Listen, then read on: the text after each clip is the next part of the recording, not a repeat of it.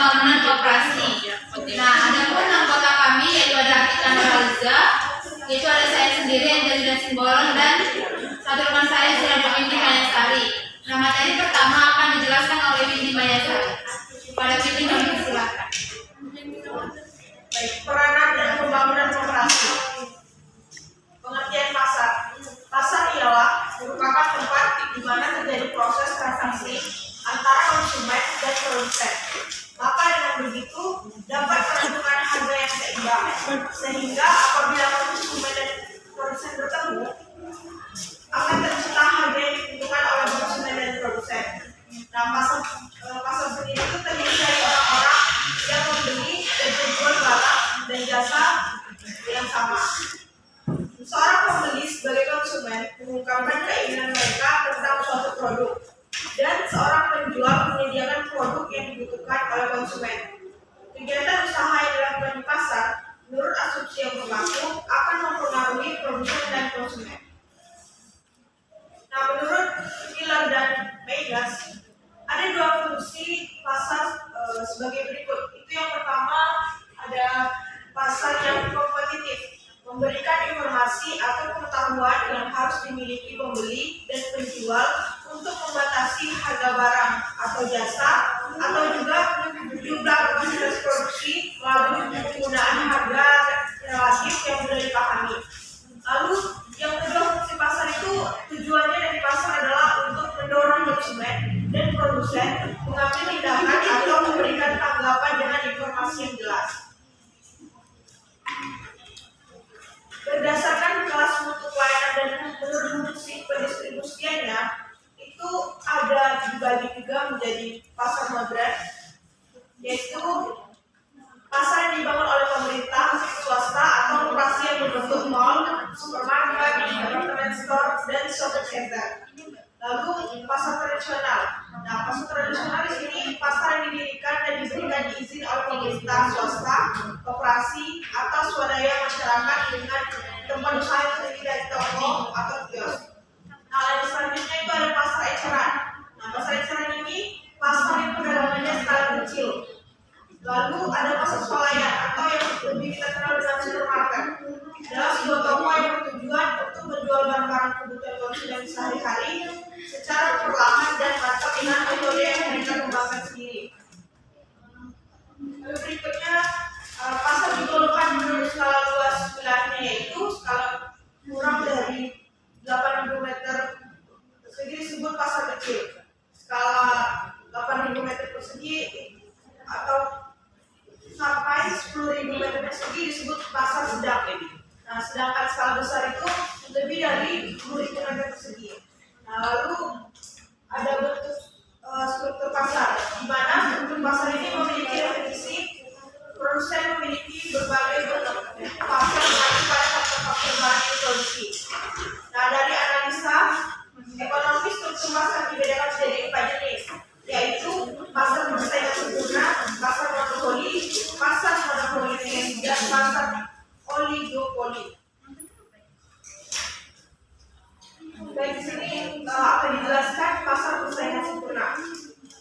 Pasar persaingan sempurna adalah suatu bentuk interaksi antara permintaan dan penawaran, di mana jumlah pembeli dan penjual sudah demikian berupa banyaknya atau tidak terbatas. Nah, ada karakternya. Yang pertama, semua perusahaan memproduksi barang homogen. Yang kedua, produsen dan konsumen memiliki pengetahuan sempurna. Yang ketiga, output perusahaan lebih kecil dibandingkan pasar. Yang keempat, perusahaan menerima harga yang ditentukan pasar. Yang kelima, semua perusahaan bebas masuk dan keluar pasar. Baik, di sini juga ada pasar persaingan tidak sempurna. Yang pertama itu pasar monopoli. Suatu industri dikatakan berstruktur monopoli bila hanya ada satu produsen dan penjual tanpa pesaing langsung atau tidak langsung, baik nyata maupun potensial. Output yang dihasilkan tidak mempunyai ilusi. Baik, selanjutnya itu ada ciri-ciri dari pasar monopoli, di mana ciri-cirinya itu hanya ada satu produsen yang menguasai penawaran, lalu tidak ada barang substitusi ataupun ganti. Yang ketiga, produsen memiliki kekuatan yang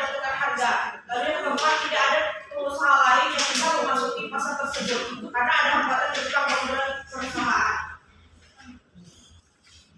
Lalu pasar persaingan monopolistik. Nah, mana pasar persaingan monopolistik ini merupakan suatu struktur pasar yang ditandai dengan perusahaan berjumlah besar menjual produksi bersubstitusi tetapi cukup berbeda sehingga kurva permintaan masing-masing perusahaan mempunyai kemiringan negatif. Nah, ciri-cirinya itu ada terdapat banyak perusahaan di dalam pasar maka pasar persaingan. Lalu barang produksinya bersifat berbeda corak. Baru ciri-cirinya perusahaan mempunyai sedikit kekuatan mengenai harga. Lalu yang terakhir ciri-cirinya pemasukan ke dalam industri relatif murah. Baik, selanjutnya saya sampaikan kepada saudara.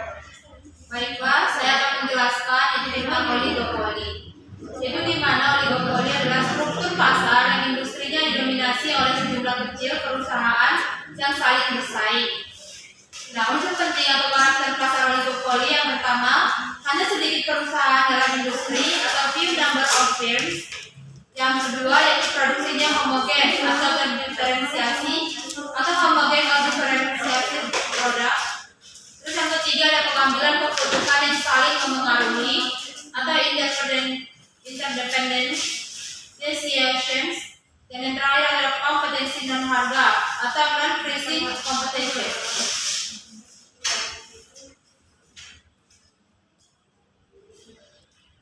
Selanjutnya ada pasar persaingan monopolistik. Persaingan monopolistik merupakan suatu struktur pasar yang ditandai dengan perusahaan berjumlah besar, itu menjual produk bersubstitusi tetapi cukup berbeda sehingga kurva permintaan masing-masing perusahaan mempunyai kemiringan negatif. Ciri-ciri pasar monopolistik yaitu yang pertama, terdapat banyak perusahaan di dalam pasar, maka pasar persaingan. Yang kedua, barang produksinya bersifat berbeda corak. Yang ketiga, perusahaan mempunyai sedikit kekuatan mempengaruhi harga. Dan yang terakhir adalah pemasukan ke dalam industri relatif mudah.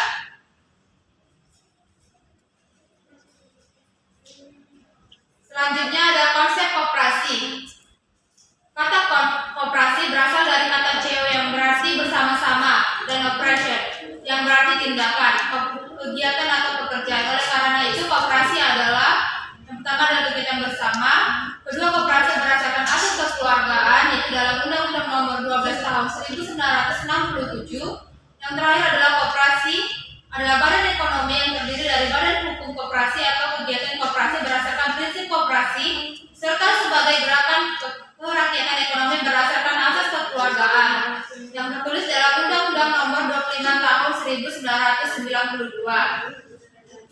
Selanjutnya yaitu ada fungsi dan peran koperasi adalah sebagai berikut. Yang pertama itu membangun dan mengembangkan potensi ekonomi dan keterampilan anggota pada khususnya. Yang kedua yaitu berperan aktif dalam meningkatkan kualitas hidup manusia dan masyarakat. Yang ketiga yaitu kekuatan ekonomi dengan koperasi sebagai pilar guru dan penguatan ekonomi sebagai ketahanan. Dan yang terakhir adalah berusaha mewujudkan dan mengembangkan perekonomian nasional yang merupakan usaha bersama berdasarkan kekeluargaan dan demokrasi ekonomi. Sedangkan prinsip-prinsip koperasi yang pertama adalah keanggotaan dalam koperasi bersifat sukarela dan terbuka. Yang kedua, pengelolaan dilakukan secara demokratis. Yang ketiga, SHU akan didistribusikan secara adil sesuai dengan kinerja anggota. Yang keempat, terbatasnya penyediaan jasa permodalan. Dan yang terakhir yaitu mandiri, yaitu pengembangan melalui kerjasama antara pendidikan dan koperasi. Selanjutnya itu adalah konsep pasar persaingan sempurna, yaitu di mana pasar persaingan sempurna merupakan industri di mana terdapat banyak penjual dan pembeli, dan setiap penjual atau pembeli tidak dapat mempengaruhi keadaan di pasar. Ciri-cirinya yaitu yang pertama, perusahaan adalah pengambil harga.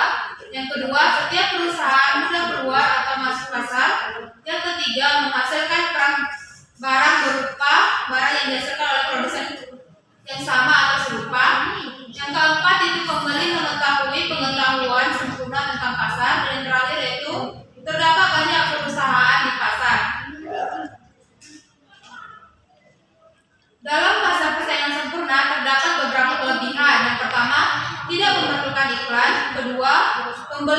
menjual bebas bertindak.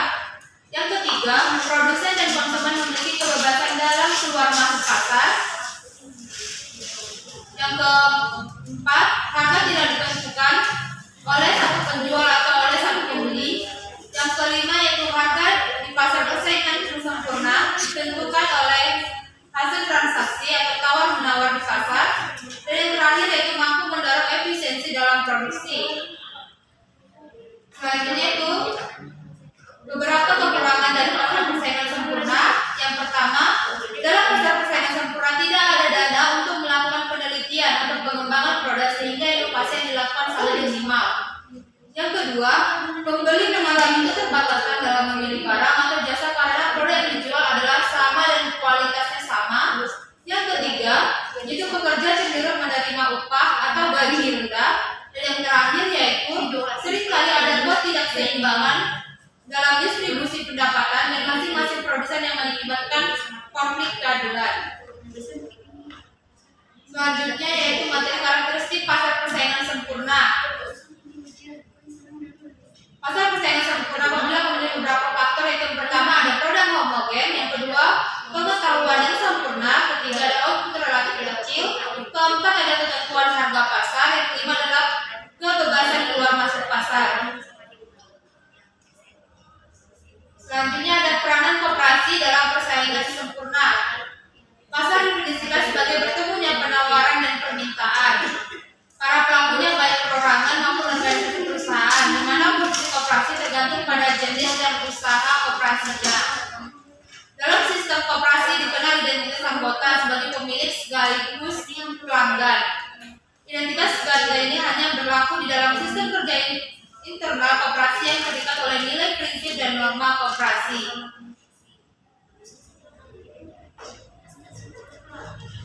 Baik, itulah hasil dari presentasi kami. Selanjutnya kami akan melakukan sesi tanya jawab. Kepada teman-teman yang ingin bertanya, kami persilahkan. Baik, kepada Bu Alif, baik, persilahkan. Terima kasih kepada moderator yang sudah memberikan saya waktu. Bismillahirrahmanirrahim. Assalamualaikum warahmatullahi wabarakatuh. Waalaikumsalam warahmatullahi wabarakatuh. Di sini saya ingin bertanya kepada kelompok peneliti. Pertanyaannya adalah bagaimana seharusnya sikap perilaku koperasi terhadap upaya pengecilan peran pemerintah dalam pembangunan koperasi di Indonesia. Itu saja. Sekian, terima kasih. Kembali lagi. Baik, terima kasih kepada Bu Alif. Apakah teman-teman ada yang ingin bertanya? Baik, kepada Rena kami persilahkan. Terima kasih waktunya dari saya bertanya mengapa koperasi dianggap sangat sesuai dengan kehidupan masyarakat Indonesia. Demikian pendapat saya. Baik, terima kasih kepada Rena yang telah memberikan pertanyaan. Apakah teman-teman ada memberikan pertanyaan lagi?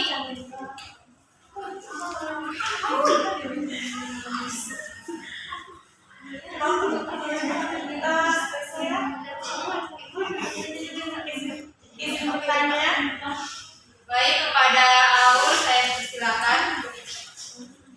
Baik, saya ingin bertanya, bagaimana peran koperasi dalam meningkatkan kesejahteraan masyarakat? Baik, terima kasih kepada Aul yang telah memberikan pertanyaan. Baiklah, pertanyaan pertama yaitu adalah pertanyaan Rena akan dijawab oleh Windy. Kepada Windy Maisari kami persilakan. Baik, pertanyaan dari Rena tadi, mengapa koperasi dianggap sangat sesuai dalam kehidupan masyarakat Indonesia? Nah, jawaban dari kelompok kami, mengapa? Karena koperasi dianggap sebagai kumpulan manusia yang secara bersamaan mampu memajukan kepentingan ekonomi masyarakat. Lalu, kelompok kami juga sangat sesuai karena apalagi asas koperasi tersebut berdasarkan kekeluargaan dan gotong royong. Nah, asas tersebut itu sangat menjadi kehidupan bangsa Indonesia. Itulah alasan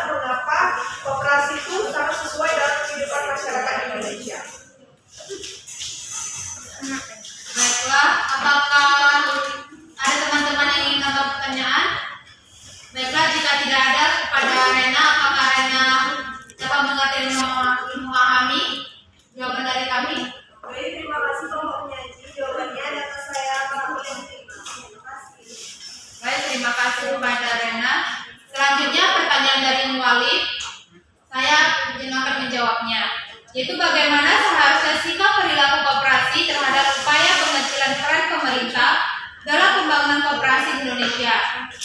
Nah, jawaban saya di sikap pelaku koperasi terhadap upaya pengecilan peran pemerintah dalam pembangunan koperasi di Indonesia adalah bersiap diri, yaitu di mana tindakan persiapan itu dilakukan salah satunya dengan menyiapkan para anggota untuk bersaing dalam situasi pasar dengan simulasi proteksi yang minim dari pemerintah. Baiklah, itu jawaban kami terhadap pertanyaan dari mualif. Apakah mualif dapat memahaminya? Baik, terima kasih atas jawaban yang sangat luar biasa dari kelompok penyaji. Saya dapat menerimanya dengan baik. Baik, terima kasih. Selanjutnya pertanyaan dari Aulia akan dijawab oleh Windy Mayasari. Kepada Windy Mayasari kami persilahkan. Baik, pertanyaan tadi, bagaimana peran koperasi dalam meningkatkan kesejahteraan masyarakat? Nah, koperasi itu kan bertujuan memajukan kesejahteraan anggota, pada khususnya dan masyarakat pada umumnya, serta ikut membangun tatanan perekonomian nasional dalam rangka mewujudkan masyarakat yang maju, adil dan makmur berlandaskan Pancasila dan Undang-Undang Dasar 1945. Nah, itulah tadi peran dari koperasi sendiri dalam mensejahterakan masyarakat.